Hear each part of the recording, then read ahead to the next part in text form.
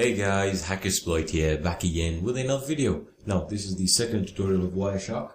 So in the last lesson, I told you how to start capturing packets in Wireshark and what these actually mean. So let's start off from there. So again, I told you that these are the network interface cards that are actually going to be capturing basically the packets or the data that's being transmitted on the networks.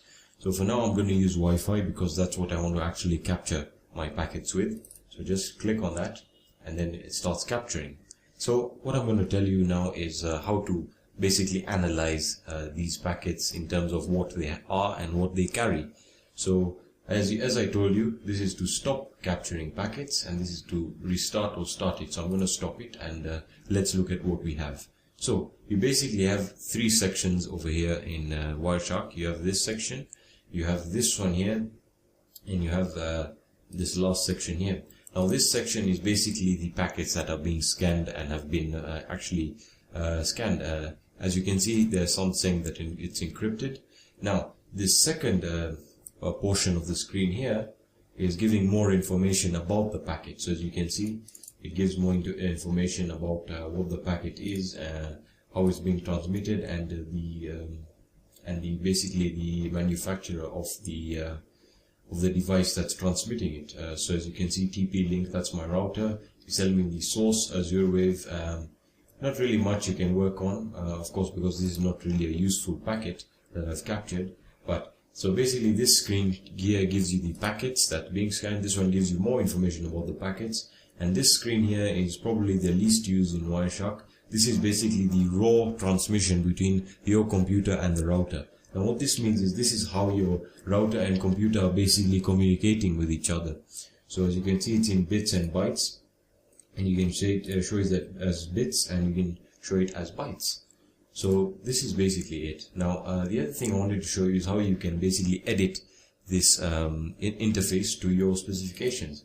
So you're going to edit and you're going to preferences. Now these preferences are focused more on Wireshark for the Wireshark layouts. So we have layouts here, and as you can see, you have the different types of layouts. You can have 1, 2, 3, which is what we have now. 1, 2, 3, 1, 2, 3. But the one I like to have is this one, because it just basically puts it in a very nice way. We can read the packets in a long type of way, and you can basically minimize that one to the bottom, and yeah, there you are. It's basically split equally, and you have more screen real estate for whatever you're doing. So again, if we go into preferences, it's just the basic layout of how you want Wireshark to look and how you want it to work for you. So that's basically the layouts and what each of these panels do. Now I'm going to talk about the toolbar actions here. So as you can see, we have quite a few things you can use on this toolbar. So as we know that this is to start capturing packets. So let's start capturing new packets.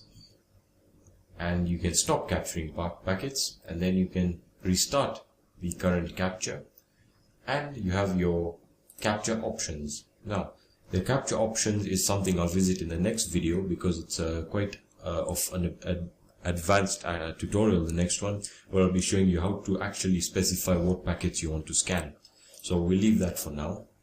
You then have open a capture file. This is if you have already a saved capture file, which you can do, by the way. You can actually save whatever you've captured. The next one is to basically open. You can save the capture file, the one you already have. Close this capture file, reload the capture file, find a packet. So for example, if you want to find a packet that we've just scanned, I'm just going to use a basic protocol, HTTP. Let's find. And we didn't get any because it did not scan for any HTTP, but we'll get to that in the next video. So here you have the previous packet, here you have the next packet, and as you can see, it scrolls through the packets in the packet list that you have just scanned. Then you have go to specified packet, and again you can scan by the number or the ID here. So we can say go to packet, and it's going to scan like that. Yeah, the next one we have here, here, go to the first packet, it will go directly to the list, and here we have go to the bottom packet, which will take it directly downwards. The next tool we have automatically scroll to the last packet during a live capture. That obviously we know is this one right here. You then can zoom in the interface if you have problems reading. So that's very, very useful. And you can zoom in and out. So basically that's what it is.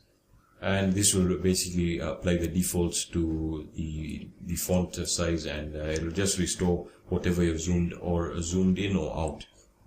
The next thing is resize the packet columns list. This is pretty self-explanatory. You can just resize these columns here to your liking. All right. So that's basically the toolbar actions. Don't worry about these little tools up here. These are just for another tutorial I'll be covering them, but you don't really need them right now. So that's basically it for the second tutorial. The next tutorial I'll be showing you how to actually scan for packets and how to specify what packets you can get, so you can actually make some sense of what you're scanning and how to get valuable information from them. So yeah, thanks for watching, guys. If this video helped you, please leave a like. Follow me on my social networks. They will be in the description or on the screen right now. Anyway, guys, thanks for watching and peace.